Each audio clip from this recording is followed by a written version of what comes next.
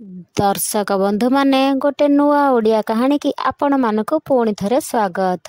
नुआ बो एक मन छुआ कहानीटी समय बाहर करी निश्चित भावरे शुणु। ए नुआ बो भोक हेलाणी परा। मो पाटिरु कथाटा न सरुणु गोरा दक दक पद्मफुलिया हाथ जोड़ा करे पखाला कंसा धरी से बसी पड़े। बाँ हाथ रे मो मुंड को धरी डाहाण हाथ रे भात गंडा को मो पाटिरे दे दिए। से हाथर बास्ना रे कि समोहनी शक्ति थाए केजाणी। नगे खाइबा कौन न थाए कि न थाए सेथिरे नजर पड़नी। से नाली काच मुठार झण झण शब्द रे आखि लाखी जाए। से शांत सिग्न ममतामय नारी मूर्तिटी उपरे हलद कंठी देह को नाली कुंभ पका पाप्त शाढ़ीटी भारी माने ताकू। हाथे ओढ़ना मुह दिसेनी। मो पचारे आलोए नुआऊ काई एते ओढ़ना देइछबा तोते बाट दिसुची केमिति झुंटिले जानिबु जे। एतेक शुणी नुआऊ फी करी हसी दिए आउ मो गालटाକୁ चिपी देई कहे बुझिलो मा राणी मा तमे बड़ हेई नुआ बहु हेले जानिब बाट दिसिब कि नाई। मु तो छोट पिलाटे मते से काहेकि तम बोली संबोधन करे मु जानी पारेनी।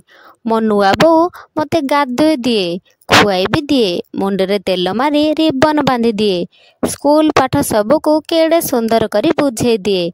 घरे जहार जहा दरकार समस्ते ताकू खोजंती। संज न बुडुनु जेजिमा डाक पकाए आलोए केतो किलो लंठन काचटा कौन तो बापा आसी पोछिब आलुओटा परा सफा दिसुनी। नुआ बो कोउठी थिबो दौड़ी दौड़ी आसिब। मु भाबे एई कथाटाकू से बुढ़ी भलरे कहिथिले हेइथांता। एई नुआउटा काई से बुढ़ी कथाकू एमिति अक्षर अक्षर पाळुछि के जानी। राति न पाहुणु से उठे बासी पाइटी सारी चुली लिपा पोछा करी गुहाल काम करे। गोरु हांडी रे तोराणी देई नई तुठकू जाए। गोटाए गिनारे गिनाए तेल हलदी बटा नेई निठेई होई ता गोरा देहरे लगाए आउ मो गोड़ हाथरे रगड़ी रगड़ी घसे। मते भारी चिड़ी माड़े। मु कहे काई सेगुड़ा मो देहरे बोली पकाउछ मो जामा हलदिया हेइजे परा। से हसे आउ कहे ओहोलो मो राणी मा काई रागुच हलदी माखी माखी तुमको एमिति कोरी करी देबी जे जो राजकुमार आसिबो एकाथरे पसंद करी फूल सबारे बसैकी नहीं जीवो। मो मन ऊणा हेइ जाए। मु बर्ण कम बोली जेजेमा ना देछि श्यामली। शनिवार आसिले नुआ बहु छोट काम सारी दिए। दांद दुआर ओला ओली करी लुगा बदली चौला मोर संजबती दिए। मु ता पछे पछे होउथाए किंतु से दिन काई से भारी अनामना थाए मते नजर करेनी। जाऊली कबाटाकू दर आउजा करी स्नो पाउडर मारी हुए। कपाल रे बड़ सिंदूर टपाटिए लगेई दे आईनार मुह देखे।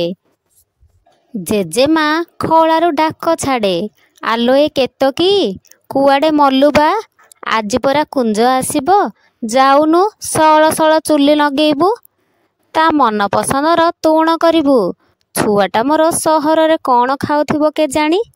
संज बुढ़ी राति आसे जेजेमार कुंज आसे ना। मु शुणिबाकू पाए से कुंज भाईर कुआडे बहुत काम जेते काम सेते पैसा सेई लोभरे से सेठी पड़ी रहिछि।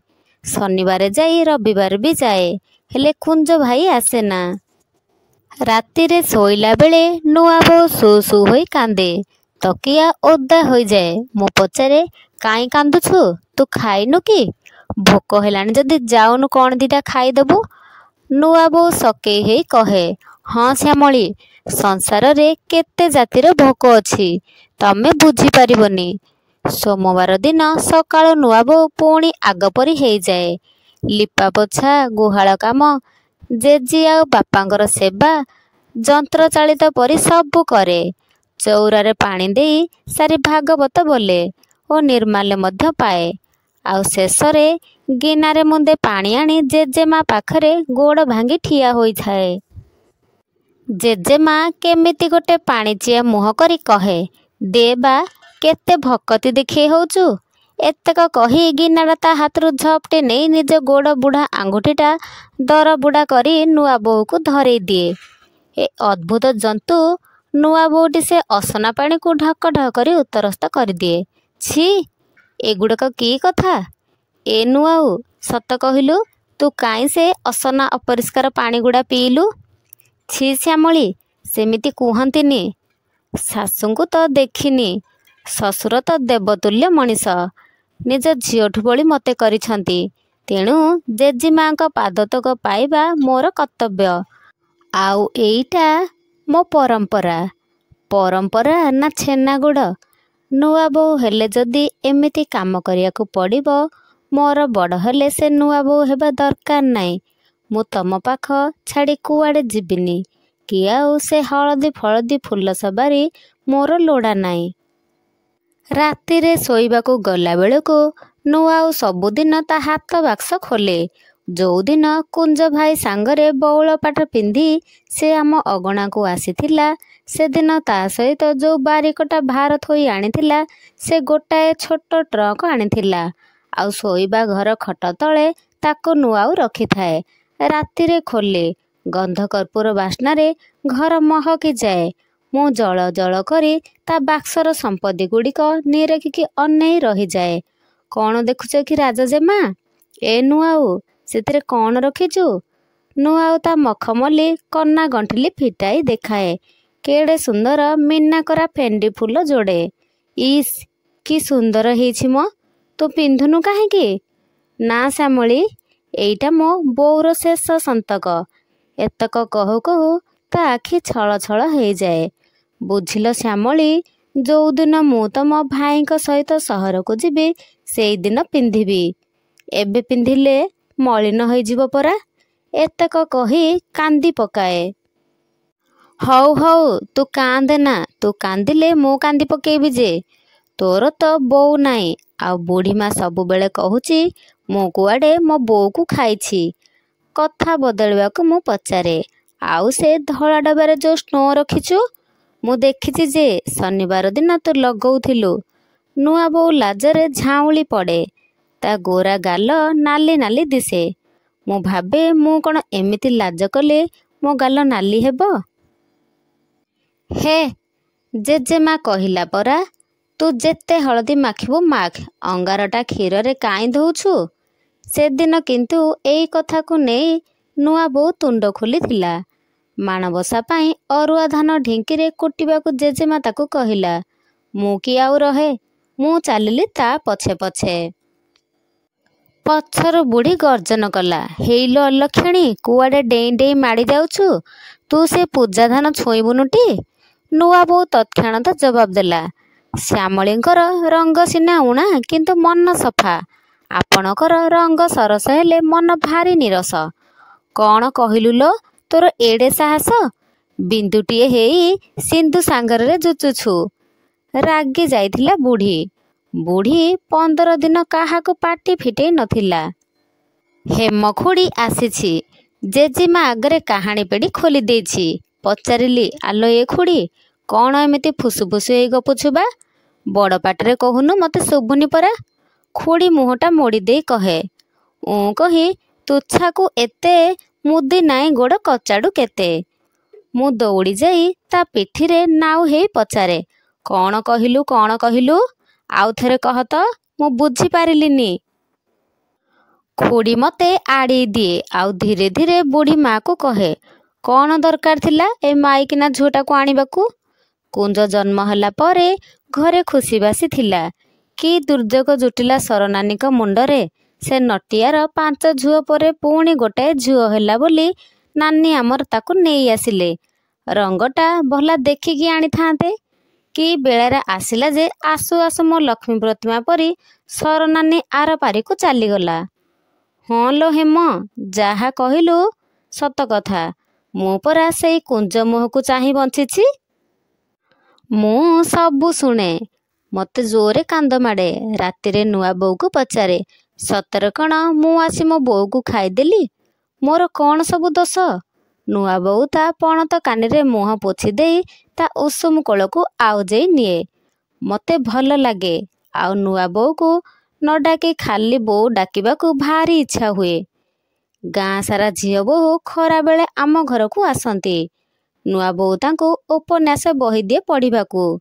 ପର ଝିଅ ଘର ଭାଙ୍ଗେନା, ଚିର ଦୁଃଖିନୀ ଗୋବର ଗୋଟେଇ, ଦୁହିତା ଦୁଇ କୂଳକୁ ହିତା, ଏମିତି କେତେ ବହି ସେ ରଖିଥାଏ। ଆଲୋ ଏ ନୂଆଉ, ମୁଁ ମୋ ସାହିତ୍ୟ ବହି ଓ ସାମାଜିକ ବହି ପଢ଼ିଲା ବେଳକୁ ଦିନ ପାଉନି।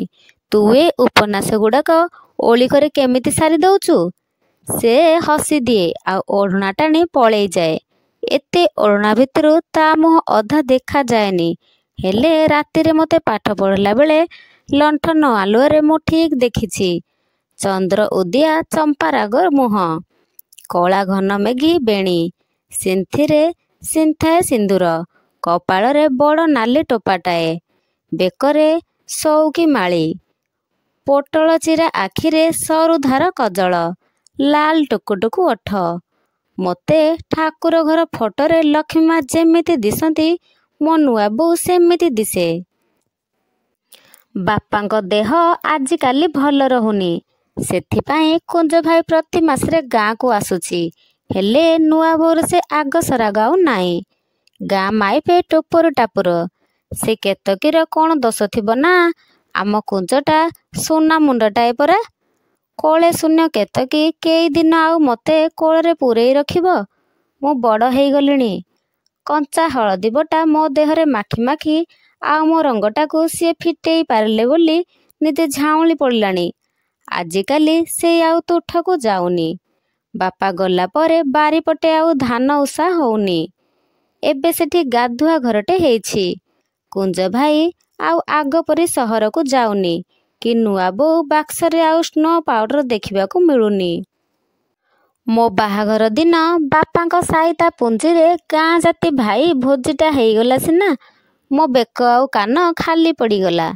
ଆଞ୍ଜୁଳି ନେଲା ବେଳକୁ ନୂଆଉ ଦୌଡ଼ି ଯାଇ ହାତ ବାକ୍ସରୁ ତା ବୋଉର ଶେଷ ସନ୍ତକ ପେଣ୍ଡି ଫୁଲ ଆଉ ନିଜ ବେକରୁ ସେ ସୁଇକି ମାଳଟା କାଢ଼ି ପିନ୍ଧେଇ ଦେଲା। ମୁଁ ଭୋ ଭୋ କରି କାନ୍ଦି ପକେଇଲି। ଦେହରେ ତାକୁ ଜଡ଼େଇକି ଧରିଲି। ପାଟିରୁ ଅସ୍ପଷ୍ଟ ଭାବରେ ବୋଉ ବୋଲି ବାହାରିଲା। ନୂଆଉଲୋ, ବୋଉକୁ ତ ଦେଖିନି। ସମସ୍ତେ କହନ୍ତି ମୁଁ କୁଆଡ଼େ ତାକୁ ଖାଇଛି। ତତେ ବୋଉ ବୋଲି ଡାକିବାକୁ ଭାରି ଇଚ୍ଛା ହୁଏ, କିନ୍ତୁ ଯଦି ପୁଣି କ'ଣ ଅଘଟଣ ଘଟିବ ସେଥିପାଇଁ ଡରିଯାଏ। ଆଜି ପାଟିରୁ ବାହାରି ପଡ଼ିଲା। ନୂଆ ବୋଉ ମୋତେ କୁଣ୍ଢେଇକି ଧରେ, ପାଟିରେ ଲୁଗା ଦେଇ କବାଟ କଣରେ ବାହୁନି ବାହୁନି କାନ୍ଦେ। ବାଉଁଶ ପତର ସରୁଲୋ ବଉଳ, ବାଉଁଶ ପତର ସରୁ, ବାପ ଘର ସୁଖ ଆଉ ଝୁରିବୁନୁ ଗାଁ ଦାଣ୍ଡ ସରୁ ସରୁ।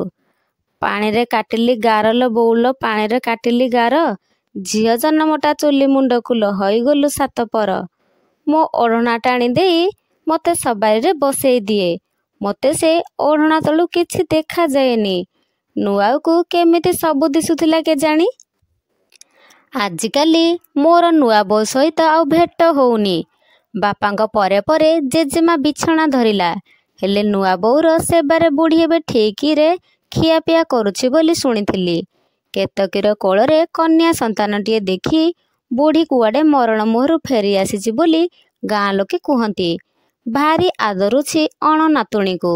ରଙ୍ଗ ମଳିନ ବୋଲି ହେମଖୁଡ଼ି କହିଦେଲେ ବୋଲି କେତେ ଶୁଣେଇ ଦେଲା ତାଙ୍କୁ। ହା, ମଳିନ?